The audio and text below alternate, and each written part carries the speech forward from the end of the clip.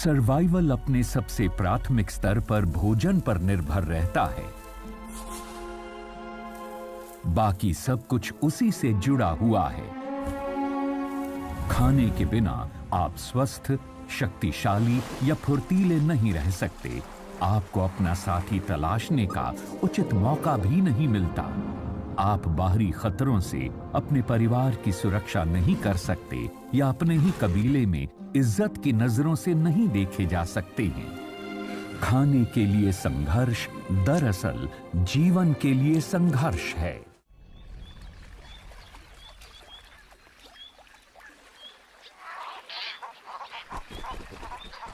Danube delta में खाने के लिए होती खूंखार झड़प का एक दृश्य।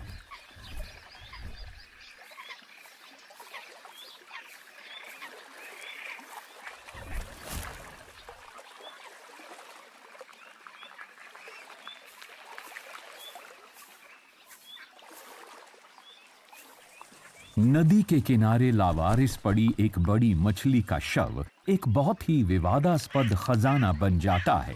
हालांकि पहली नजर में ऐसा नहीं लगता कि इस बात पर यह झगड़ा हो रहा है कि यह मछली किसकी है।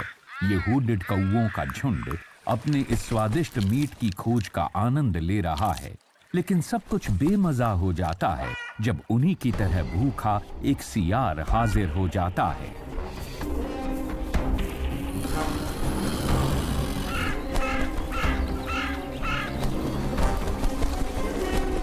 सियार चालबाजी के साथ उनके खजाने को हथिया लेता है और वो कुछ नहीं कर पाते।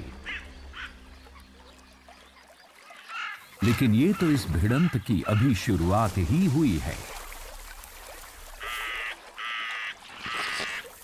सियार अपने इस खजाने के साथ ऐसी जगह आ जाता है जहां वो इसे अकेले में खा सके। लेकिन यहां और भी संभावित खाने वाले मौजूद हैं जिनका ध्यान इस खलबली से आकर्षित हो गया है। विशाल व्हाइट टेल्ड ईगल्स को भी इसमें से हिस्सा चाहिए। और इतने बड़े शिकारी भूख लगने पर बहुत ज्यादा हिंसक हो जाते हैं।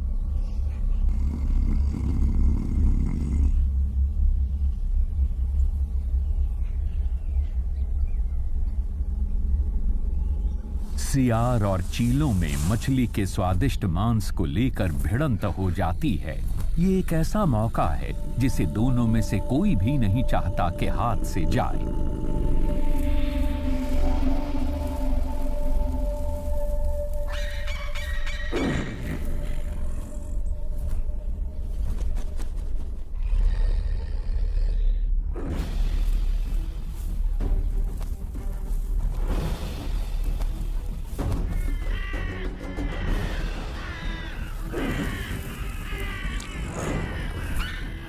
नुकीले दांत, चोंच और पंजों की ये एक तरह की तलवारबाजी है।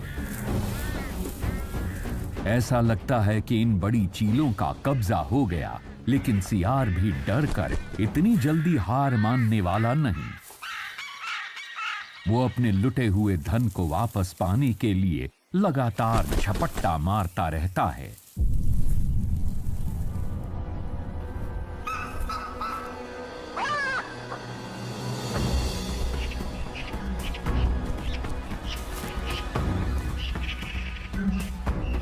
और जब ये दो चोटी के शिकारी आपस में भिड़े हुए हैं, तब कमांडोज की तरह कौवे मौका पाते ही स्फूर्ति से अपने लिए मछली के मांस का टुकड़ा हथिया लेते हैं।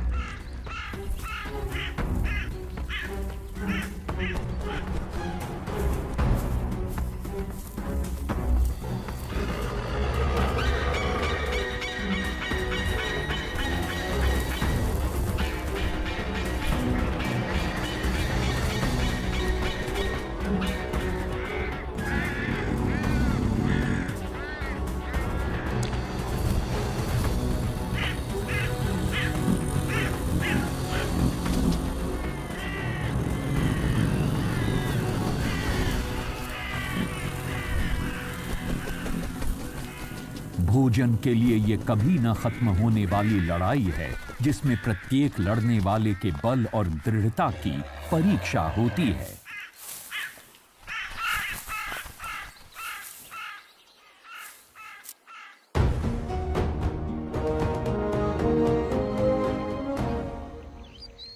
अफ्रीका में इस तरह की लड़ाइयां आम हैं। यहाँ के लड़ने वाले धुरंधर पूर्वी यूरोप के गोल्डन जैकल जैसों से बिल्कुल अलग हैं।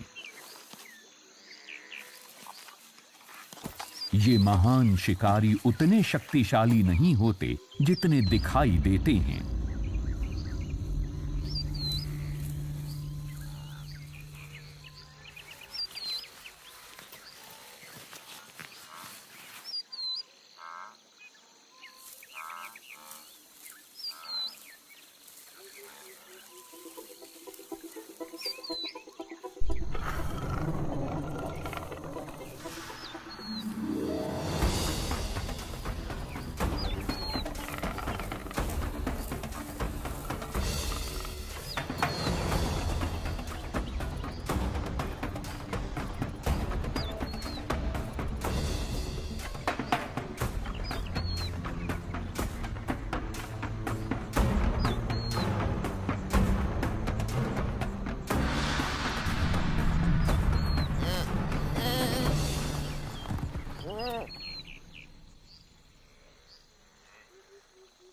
इतनी चकित कर देने वाली रफ्तार और फुर्ती के साथ शिकार करके चीता थक जाते हैं, पर उन्हें अपना शिकार मिल गया है। लेकिन ये थके मांदे एक पल भी आराम नहीं कर पाते। ये अच्छे धावक हैं, लड़ाकू योद्धा नहीं, इसलिए इन्हें जल्दी जल्दी खाना होगा। ये लड़ाई बराबर की नहीं। अक्सर शेर और लकड़बग्घे चीतों की मेहनत से कमाए हुए शिकार को चुरा लेते हैं। यहाँ तो एक अकेला चित्तीदार लकड़बग्घा तक इनके शिकार को चुराने में समर्थ है। चीते उसे रोकने की थोड़ी बहुत कोशिश करते हैं, लेकिन उन्हें इस तरह की भिड़ंत में हारने की आदत होती है। इसलिए वो अपना पेट भरने के लिए जितनी जल्दी हो सके उतनी जल्दी जल्दी खा लेते हैं, इससे पहले कि उनके शिकार को उनकी आंखों के सामने से ही लूट लिया जाए।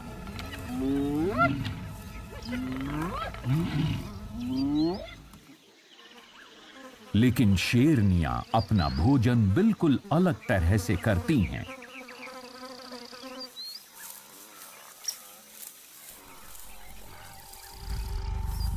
ये अपने बड़े समूह बनाकर अपना पूरा जोर लगाकर एक साथ शिकार करती हैं। समूह में प्रत्येक सदस्य को अपनी भूमिका मालूम होती है और वो अपने इस काम को किसी भी शिकार के दौरान बखूबी निभाती हैं। कुछ शिकार को थकाने के लिए उसका पीछा करती हैं, जबकि दूसरी उचित मौका पाते ही उस पर झपटती हैं। केप भैंसों से लेकर दरियाई घोड़ों तक ये किसी से भी टकराव मोल ले सकती हैं।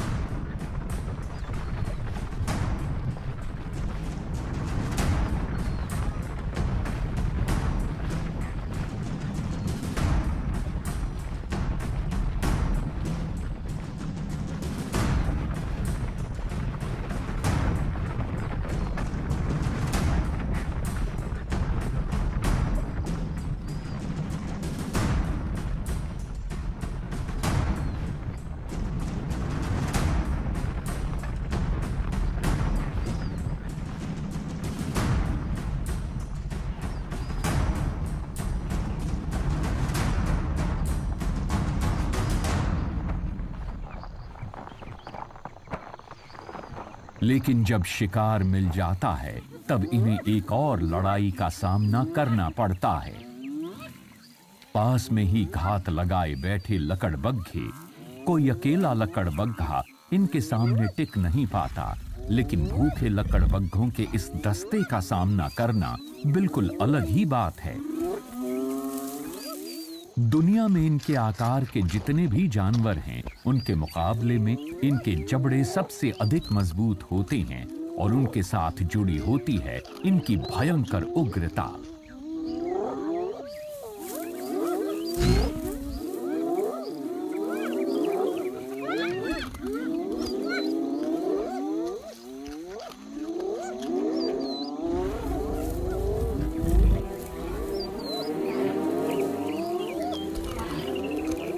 इन स्कैवेंजर्स यानी मुर्दाखोरों के झुंड के जोश के आगे शेरनी का विरोध और हौसला ठंडा पड़ जाता है। इस हार के बाद अपनी कोशिशों द्वारा मारे गए शिकार को छोड़कर चले जाने के अलावा इसके पास कोई दूसरा विकल्प नहीं है। दरअसल ये शेर जितनी सर्वशक्तिमान दिखती तो हैं, पर उतनी होती नहीं है। जैसे यहां युद्ध के मैदान में अपनी दुम दबाकर पीछे हटने के अलावा इनके पास कोई दूसरा रास्ता नहीं। पर इस सब के बावजूद ये खेल अभी खत्म नहीं हुआ है, क्योंकि वो एक जानवर जिससे लकड़बग्घे भी डरते हैं, वो है एक नाराज नर शेर। और ये अपनी पूरी युद्ध की तैयारी के साथ आ रहा है।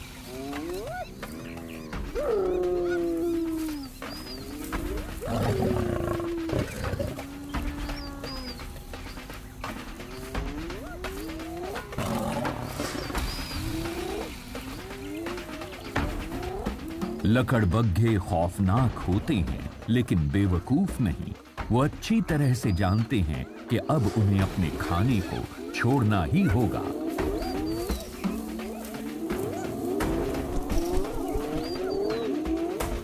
शेर को इस टकराव में जीतने के लिए सिर्फ अपनी जोरदार दहाड़ की जरूरत होगी, और फिर बिना किसी भी तरह के भय के वो बहुत आसानी के साथ सफल हो जाता है।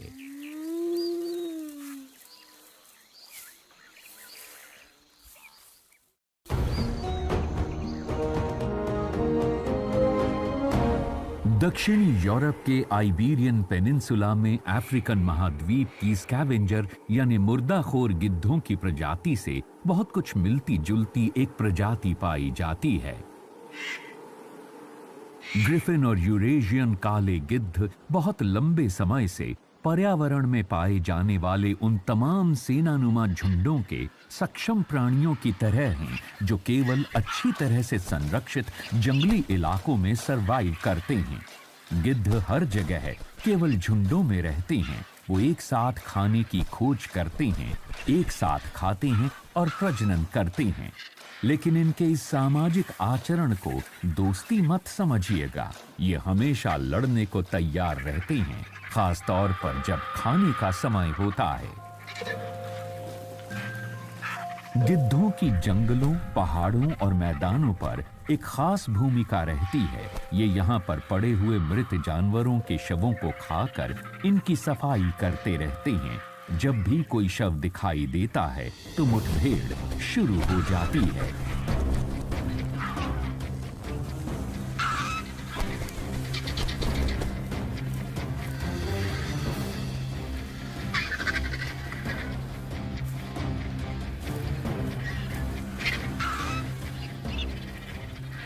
काले गिद्ध दूसरी किस्म के गिद्धों से बड़े और अधिक ताकतवर होते हैं और खाते समय छोटे गिद्धों पर अपना दबदबा बनाए रखते हैं।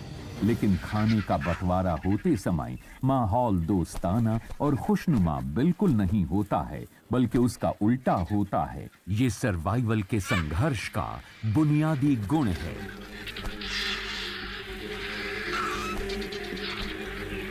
काले गिद्ध की चोंच ज्यादा मजबूत होती है, इसलिए जब ये शव की खाल में नोचकर छेद कर चुके होते हैं, उसके बाद ही ग्रिफिन गिद्ध भीतर के मांस तक पहुंच पाते हैं। इसलिए काले गिद्धों को मांस का बेहतर हिस्सा चुनने को मिल जाता है। ये इस भोज पर तब तक अपना हक जमाए रहते हैं जब तक कि भूखे ग्रिफिन गिद्ध अपने गुस्से पर काबू न रख पाएं।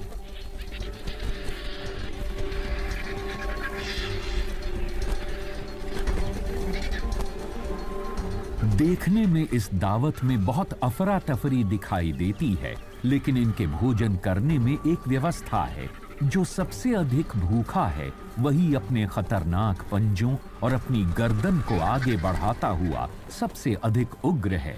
जो सबसे अधिक भूखा होता है वही अपनी उग्रता की बदौलत दूसरों को धकेलता हुआ सबसे पहले अपना पेट भरने तक खाता रहता है। भरा हुआ पेट उग्रता को शांत कर देता है। लेकिन सभी योद्धा मांसभक्षी नहीं होते।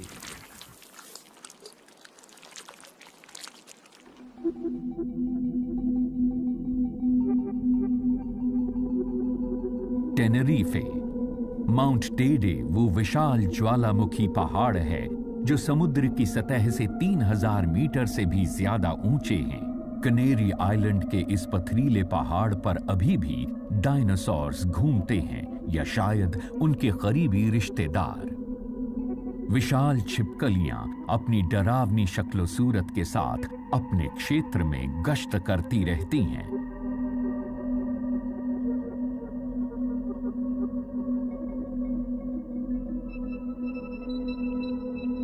ग्रैंड कनारिया जायंट लिजर्ड्स 80 सेंटीमीटर तक लंबी हो सकती हैं।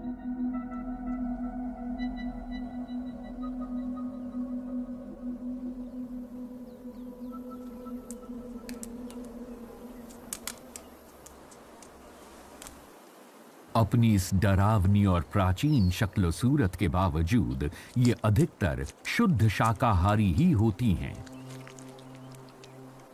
कनेरिया के कैक्टस और झाड़ियों के फल, फूल और टहनियां इनके मुख्य आहार हैं। भोजन प्रचुर मात्रा में उपलब्ध है, खास तौर पर वसंत ऋतु में। लेकिन गर्मियों के दौरान इनकी बहुत ज्यादा कमी हो जाती है।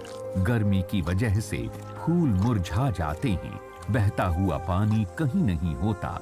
सिर्फ किसी किसी पौधे के फूल थोड़ा तरल पदार्थ और पौष्टिकता प्रदान करते हैं। सूर्य की गर्मी लावा से बने मैदानों को झुलसा देती है और सभी वनस्पति सूख जाती हैं। छिपकलियां बहुत सख्त और बर्दाश्त करने वाली होती हैं, लेकिन उनके लिए भी यहां जीवन कठिन होता है।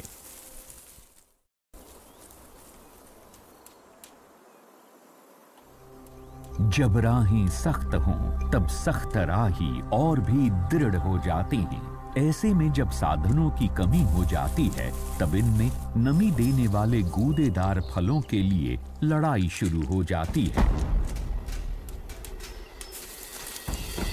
ये लड़ाई अधिकतर बराबरी की नहीं होती।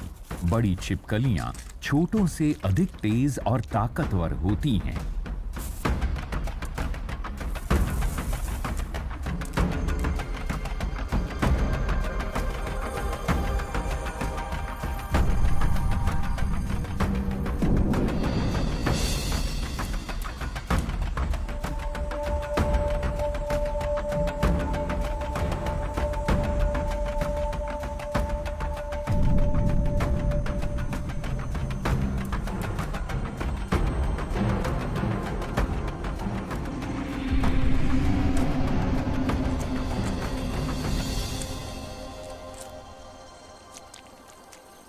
जीतने वाली बड़ी छिपकलियां खाने की खोज में दूर दूर तक चली जाती हैं और उन्हीं के साथ पौधों के बीज भी बहुत बड़े इलाके में फैलते जाते हैं।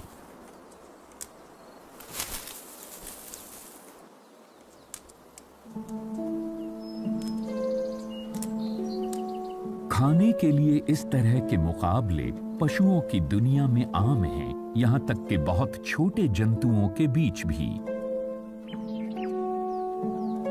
इस ग्रह के कुछ हिस्सों में, जैसे नामीबिया के छोटी झाड़ियों वाले जंगलों के कीड़े मैंटिस अत्यधिक मात्रा में मौजूद हैं और ये दूसरे कीड़ों को खाने के लिए एक दूसरे से भिड़ते रहते हैं, यहां तक कि दूसरे मैंटिस को भी खाने के लिए। मैंटिस बहुत कुशल शिकारी होती हैं और आकार में अपने से बड़े कीड़े का भी शिकार करने में सक्षम होती हैं। इनकी देखने की क्षमता अद्भुत होती है। इनके पंजे कांटेदार और नुकीले होते हैं, जिससे इन्हें शिकार को पकड़े रखने में मदद मिलती है और इनके जबड़े कड़े से कड़े आवरण वाले कीड़ों के कवच को तोड़ने में सक्षम होते हैं। मैंटिस बहुत से साइजेस में होते हैं और हर प्रजाति की शिकार की अपनी पसंद होती है। ये पसंद एक ही तरह की होने की वजह से इनमें शिकार को लेकर बहुत ज्यादा प्रतिस्पर्धा होती है, खास तौर पे अगर एक ही किस्म के दो मैंटिस एक ही शाख पर आमने सामने हो गए तो।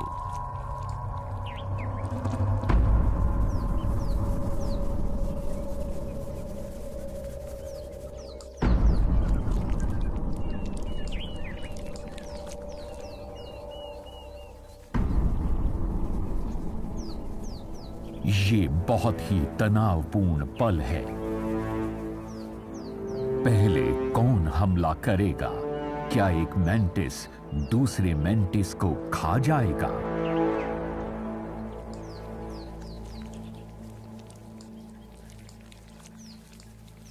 लेकिन यूरोपियन या प्रेइंग मैंटिस के बीच एक नियम चलता है, वो एक दूसरे से कभी नहीं लड़ेंगे या मारेंगे। उसकी जगह लंबे समय तक एक अजीब सी प्रतियोगिता शुरू कर देते हैं।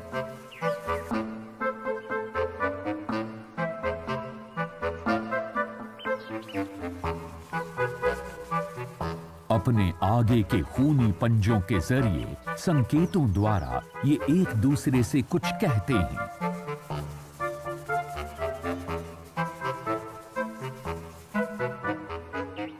हाव भाव और इशारों द्वारा एक दूसरे को डराने की चेष्टा करते करते ही ये मुकाबला खत्म हो जाता है और दोनों बिना किसी को नुकसान पहुंचाए अपने अपने रास्ते चल देते हैं।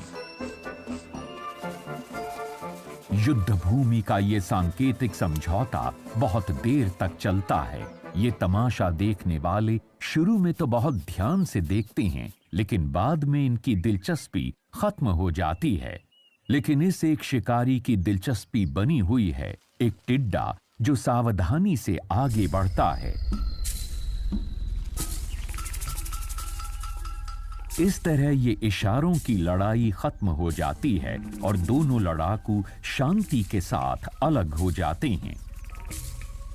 उनमें से एक दूसरे की जीत का ऐलान करते हुए पास की ही डाल पर चला जाता है।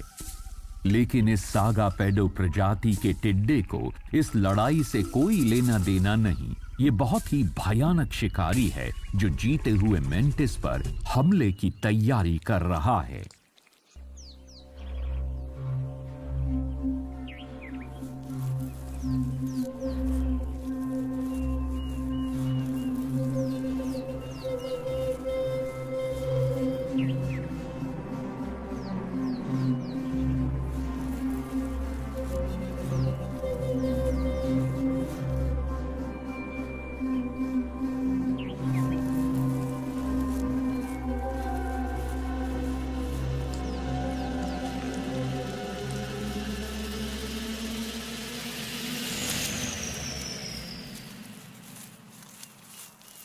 दोनों मैंटिस अपनी शांति वार्ता में इतने व्यस्त थे कि उनका ध्यान किसी तीसरे भूखे शिकारी की तरफ गया ही नहीं। सागा पेडो कोई भी मौका चूकता नहीं। एक मैंटिस को खा लेने के बाद दूसरा भी, जो इतनी तनावपूर्ण परिस्थितियों से निकला है, टिड्डे का शिकार हो जाता है। एक अजीब सी विडंबना है कि दोनों मैंटिस उस वक्त शिकार बन गए जब वो आपस में उस क्षेत्र के लिए लड़ रहे थे जहां उन्हें खाना मिलता था।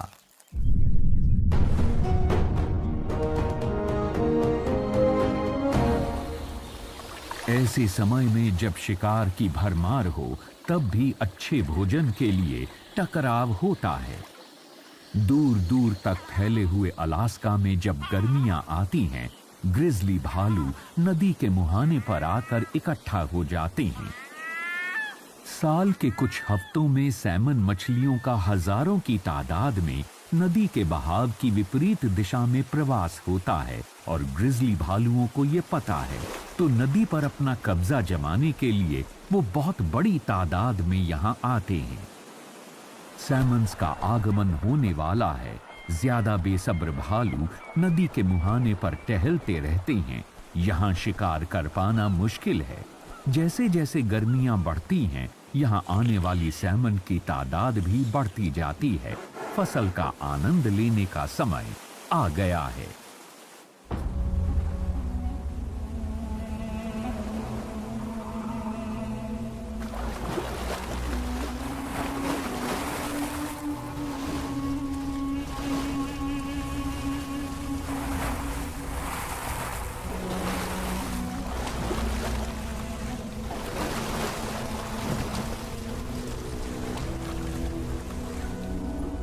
अधिक तजुर्बेकार भालू एक के बाद एक सैमन पकड़ते ही जाते हैं और उनके सबसे ज्यादा चर्बी वाले हिस्से को खाने लगते हैं।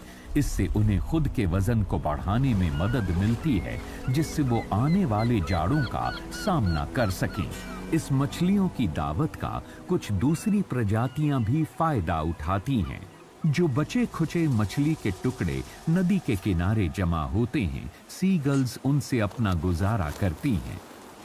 जब तक यहाँ सबके लिए भोजन की अधिकता है, तब तक तो सब कुछ शांत है, शायद।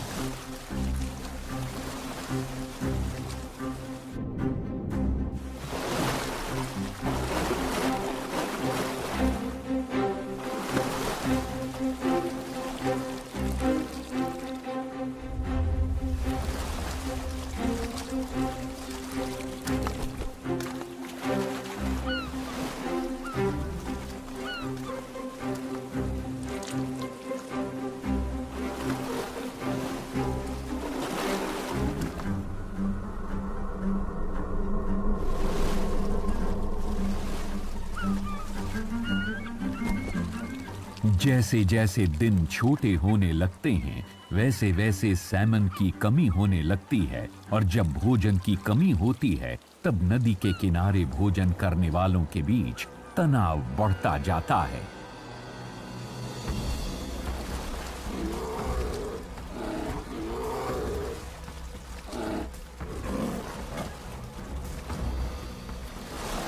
अब सिर्फ ताकत और बड़े डील डॉल वाले की ही जीत होगी। सबसे बड़े भालुओं का अब आमने सामने का टकराव है।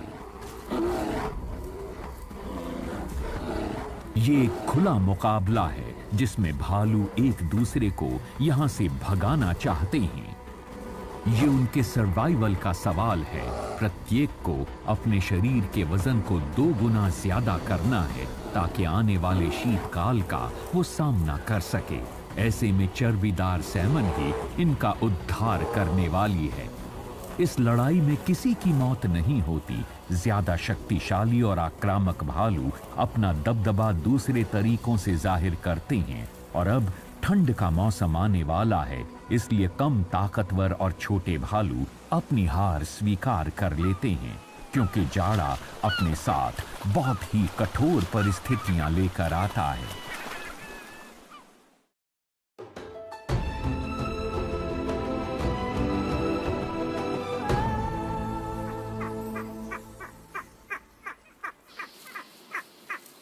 मेडिटेरेनियन में शिकारियों से कुछ भी नहीं बचता।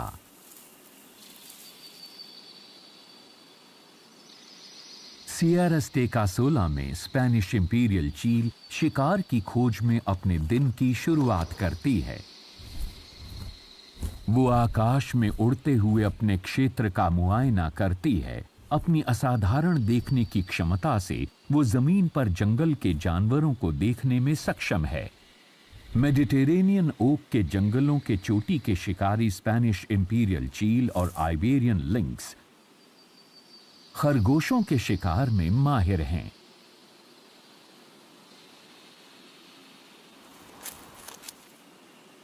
ये छोटा मुलायम रोईदार स्तनपाई उनके भोजन का मुख्य हिस्सा है।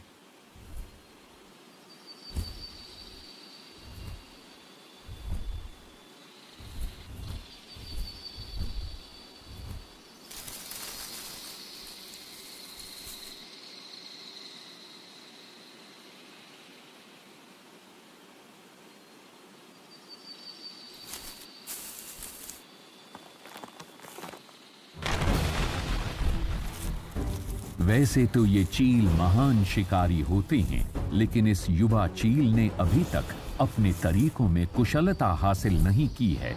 इससे बहुत से शिकार छूट जा रहे हैं।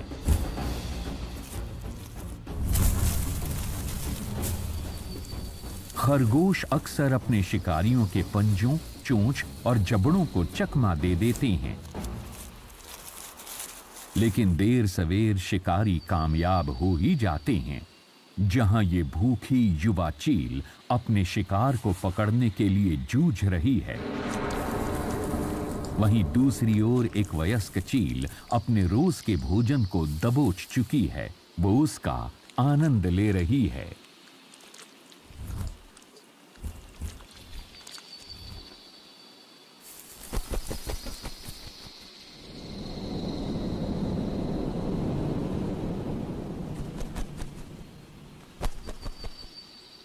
एक महान शिकारी होते हुए भी ये चील इत्मीनान से अपना भोजन नहीं खा पाती। दक्षिण में जाड़े का मौसम बहुत कठोर होता है और ऐसे में सभी जानवरों के लिए भूख बर्दाश्त कर पाना मुश्किल हो जाता है। लाल चीलों ने इसके लिए एक तरकीब विकसित कर ली है, एक समूह में काम करने की तरकीब। छोटी शिकारी चिड़ियों के हल्ले गुल्ले के बावजूद चील अपना भोजन करती रहती है।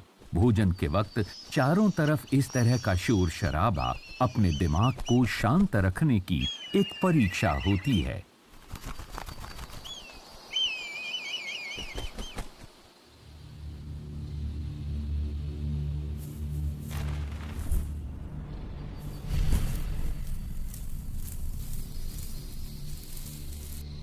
पास ही उस युवा चील को आखिरकार अपना इनाम मिल ही जाता है, लेकिन वो भी छोटी चीलों से बच नहीं सकती।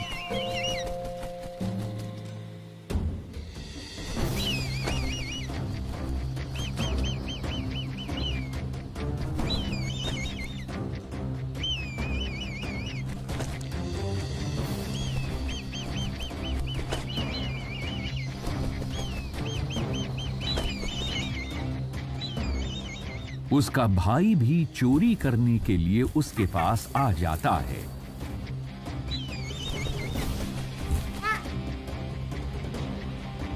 छोटी लाल चील बड़ी वाली को लगातार परेशान करती रहती हैं। बारी बारी से वो इस पर हमला करती रहती हैं और ये हमले एक लयबद्ध तरीके से होते रहते हैं। आखिर में वयस्क चील हार मान लेती है। ये भोजन इस लायक नहीं कि इसके लिए इतनी मुसीबत मोल ली जाए।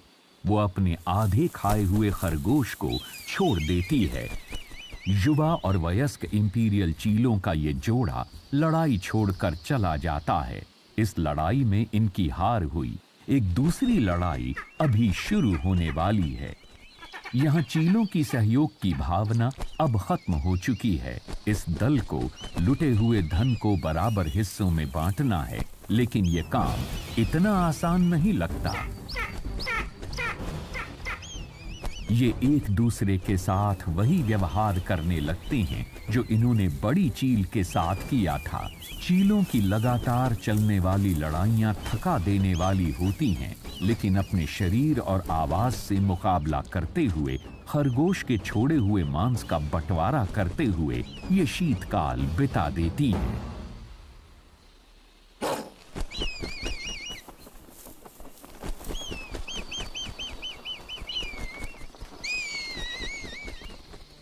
जब बात भोजन के लिए होने वाले टकरावों की होती है तो उनमें इतनी विविधता है जितनी की प्रजातियों की किस्मों में।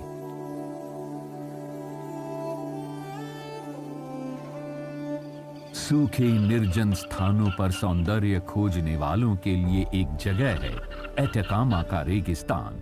चिलचिलाती धूप जमीन को झुलसा देती है और यहाँ पर खाने के लिए भी ऐसा कुछ नहीं है। दूसरे ऊंटों की तरह गुआनाकोस भी कुछ रेशेदार पौधों को खाकर गुजारा कर लेते हैं।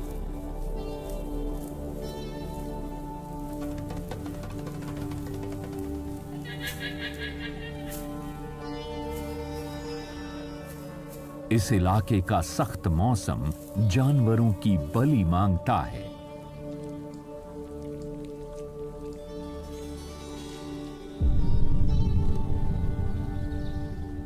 लेकिन यहां मौत भी एक अच्छा अवसर है।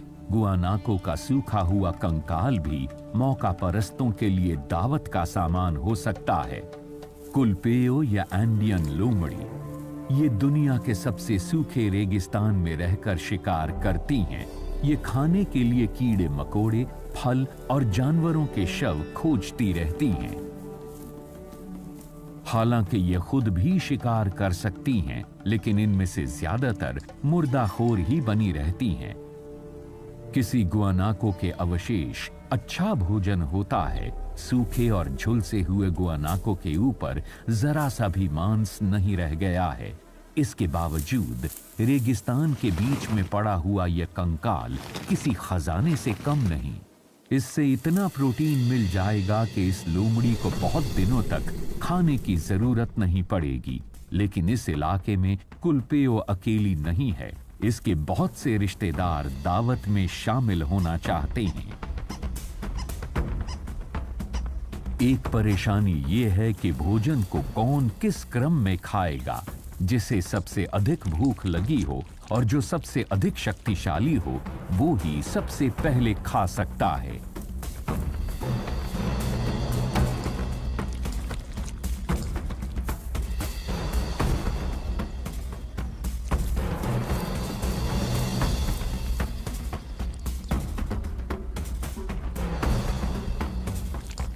ये नियम कि जिसने पहले ढूंढा है वो ही पहले खाएगा को दर्शाता तो है, लेकिन उसके पास लोमड़ियों से इसकी सुरक्षा के अलावा कोई दूसरा रास्ता नहीं है।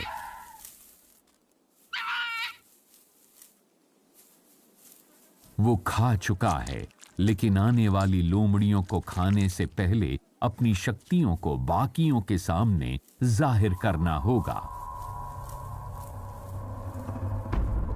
और ऐसे में अक्सर खतरनाक लड़ाइयां हो जाती हैं।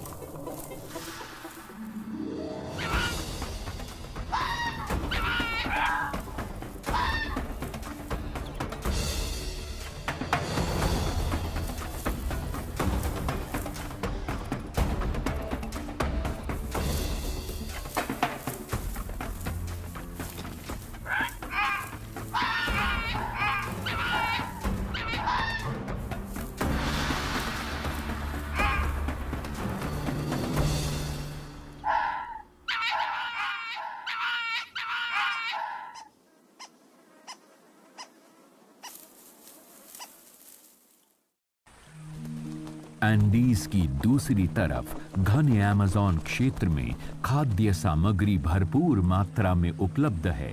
यहाँ के भी मौका परस्त इसका अच्छी तरह से फायदा उठाते हैं। ब्राजील के जंगलों में जैगुआर का राज चलता है। हर हफ्ते 2 या 3 बड़े जानवर इस शक्तिशाली बिल्ली की भेंट चढ़ते हैं। आज इसका शिकार एक केमन है। अगर वो बड़ा हुआ तो कुछ दिनों के लिए ये इस जैगुआर के लिए पर्याप्त होगा। जैगुआर उतना ही खाता है जितना उसको जीवित रखने के लिए जरूरी हो। इसकी वजह से इसकी ऊर्जा बची रहती है और इसके क्षेत्र के शिकार भी बचे पौधों के बीच छिपाकर आराम करने चला जाता है। लेकिन इस बार ये अपनी चालाकी का फायदा नहीं उठा पाएगा। इसके इस भंडार को गिद्धों ने खोज निकाला है। जहां केमन का बचा हुआ शव का हिस्सा पड़ा था, वो अब एक जंग का दूसरे से निर्मम तरीके से भिड़ जाते हैं। ये हलचल दूसरे और भी ज्यादा ताकतवर मौका परस्तों को आकर्षित करती है। कैराकरैस को इस झगड़े में हिस्सा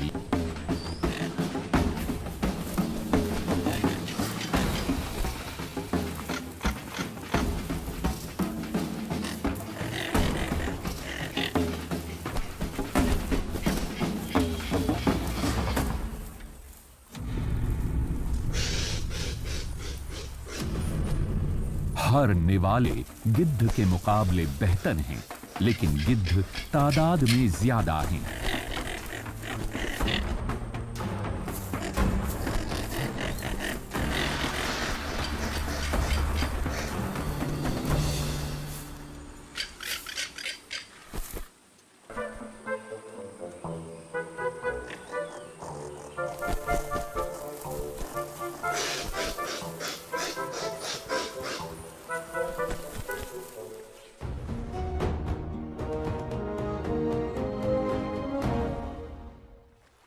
पास ही जंगल की एक छोटी नदी में केकड़ा खाने वाले रकून्स अपने संघर्ष में जुटे हुए हैं। ये छोटे मांसाहारी दिखने में तो प्यारे से चंचल खिलाड़ी लग सकते हैं, लेकिन असल में ये चतुर और निडर हैं। ये एक साधारण से शिकार नदी के केकड़े को ढूंढने में कई दिन बिता देते हैं।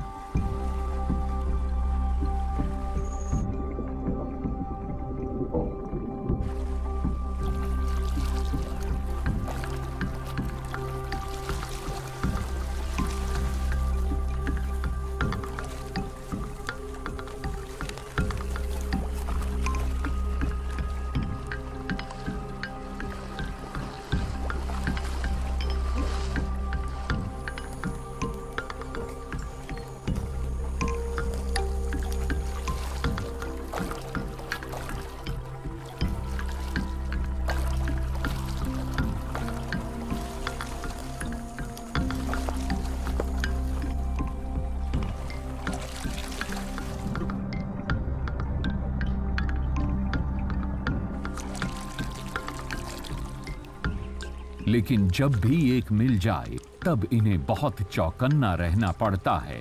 अगर केकड़े को सावधानी से न संभाला गया तो उसके कवच के पंजे बहुत बुरी तरह से घायल कर सकते हैं।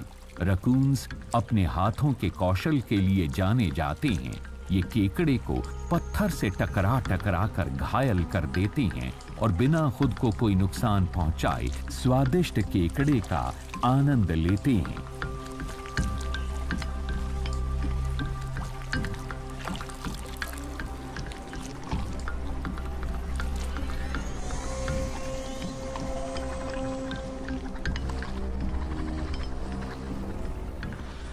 एक मरी हुई गिलहरी रोज के खान पान केकड़े से ज्यादा लुभावनी होती है। लेकिन परेशानी ये है कि परिवार के सभी सदस्य ऐसा ही सोचते हैं।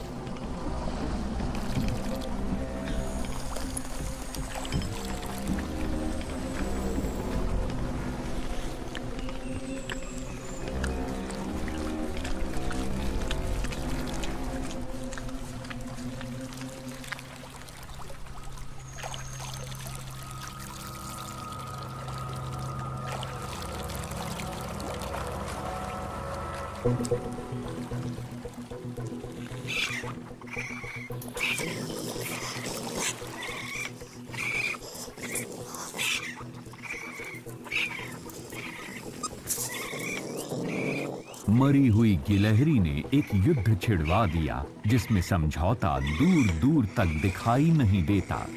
दिखने में तो ये बहुत प्रचंड लड़ाई है, लेकिन इसमें रक्तपात नहीं होता। गिलहरी के मांस को खाने के बाद जितनी ऊर्जा इन्हें मिलेगी, शायद उससे कहीं ज्यादा ऊर्जा ये इस लड़ाई में चरके होंगे। लेकिन एक बार लड़ाई जोर पकड़ ले, फिर दोनों में से कोई भी पीछे नहीं हटना चाहेगा। ऐसी प्रतिस्पर्धा बहुत खतरनाक हो सकती है। हर आने वाले दिन का मतलब होता है स्वयं और परिवार के भोजन के लिए संघर्ष, और ये चलता रहता है।